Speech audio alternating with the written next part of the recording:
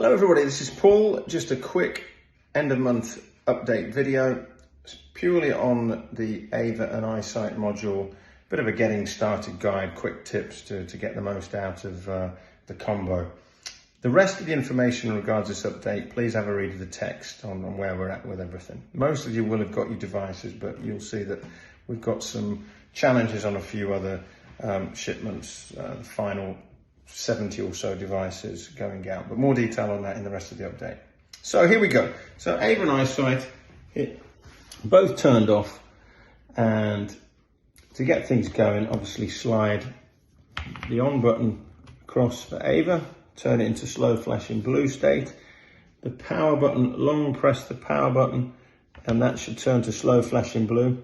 If it doesn't turn to slow flashing blue, just the memory's not clear, just turn it off and on again and it'll be fine.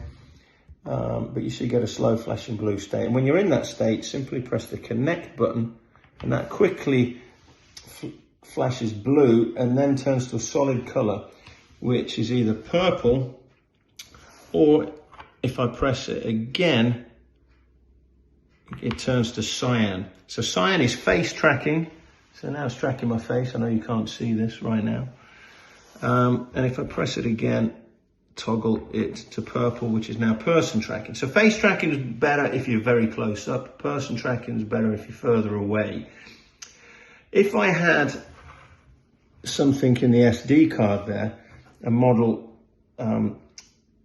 loaded onto an SD card, I'd also have a toggle option of orange.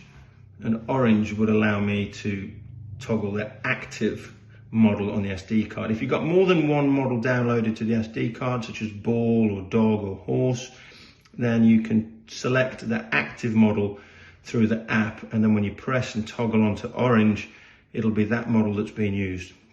So there you go. So right now I'm just moving around and AVA EyeSite combo is following me. So I'll put this in the holder. So again, this is the native camera app on my phone, but it could be a GoPro, could be an iPad, could be a DSLR camera even if it's light enough. So you can really put anything on there, and we've got some settings in the app that you can calibrate so you can get the most out of whatever it is you've got on there. So here I'm just on a normal speed and I'm just wandering around in the kitchen on portrait mode. This could be landscape, it could be portrait, it could be back camera, it could be front camera, whatever I want. EyeSite is doing the tracking, meaning I'm free to load up whatever I want on that app. So this is person tracking right now. I could flip it to face, like we talked about there, and that's now a cyan. So that now means that, you know, obviously close up there. If I've got something I need quite close up, perhaps. Not that many people just move the head side to side for a video piece, but there you go. Maybe this is on a tripod, you could be walking around with a slow piece to camera. I'm going to flip it back onto person tracking. So we're on purple right now. Okay, so to note, right now you can download the AVA Hub app, and the latest version, although it's not just out just yet, the latest version of AVA Hub, we're going to put this on screen right now in digital, so that I'm not showing you it on this, but I've got the option to connect AVA to this app or connect AVA to a module.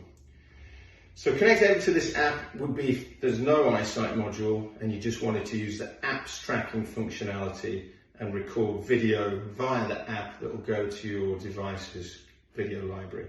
But we have got the option to connect to a module. Now, as you know, we connect AVA and EyeSite manually. So if I do press this link,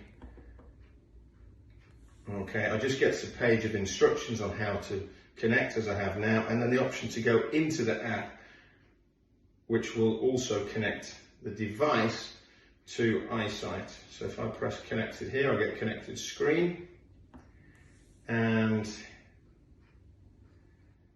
I'll see a connected attachment module.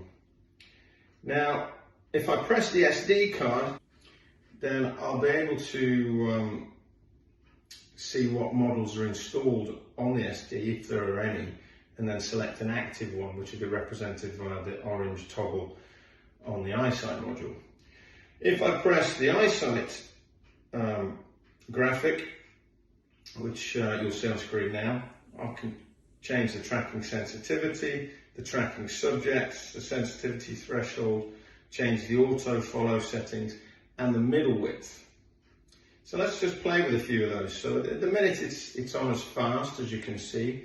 So it might not look very fast at this speed, but this is because I'm in portrait mode and I'm fairly close up. If I was further away, that would be, I've got obviously up from very fast. We'll have a quick look at that, shall we?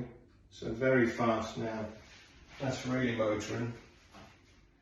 Okay, yeah, so I'm quite close and it's still going quick there. But I could flip it to the other end of the spectrum and go very slow. And now here, now it's just really only useful for like a piece to camera kind of, say my content is I just want a bit of a general chit chat like now, and the ambience of the device moving, and it doesn't matter too much if I'm just kind of just ambling around. Obviously if I walk a bit quicker, it's probably going to struggle a bit more. But that's obviously just a very slow setting. If I was to flip the camera around, of course, these slower settings are probably better. Slow and normal and very slow are quite good because obviously there's more camera, there's more field of view on landscape, therefore you're not really needing to be the device moving so quickly. So again, portrait better with the faster speeds, landscape orientation better with the slower speeds. I can change the tracking subject, sensitivity threshold, and I've just changed it back to fast. And I'm just going to show you this middle width setting. So the middle width setting is really key because you can use it for calibration if needed for the device you've mounted, so that it kind of moves best for it. So the middle width is the zone, the middle zone, of which AVA is told not to move when you're in that zone. So the bigger the zone, the less AVA is going to move. The smaller the zone, even just moving slightly out of it, it's going to start moving. So you can control that. So right now, by default, it's on 4. So if I look at 4 middle width, I can go from here to here. So obviously you can see there, it's just starting to, so there it gets me there. So you can sort of, so this is the zone of which I can move without it moving.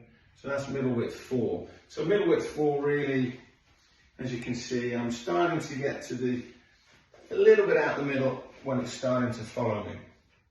Okay, let's take this down to 2 even. So middle width 2, any kind of movement now, there, see, any kind of movement, and it's moving. Okay, now let me take it to 7. Okay, middle width 7, so there's going to be a big old gap now, but I can pretty much move most of the screen. And it's only going to move when I get to the edge.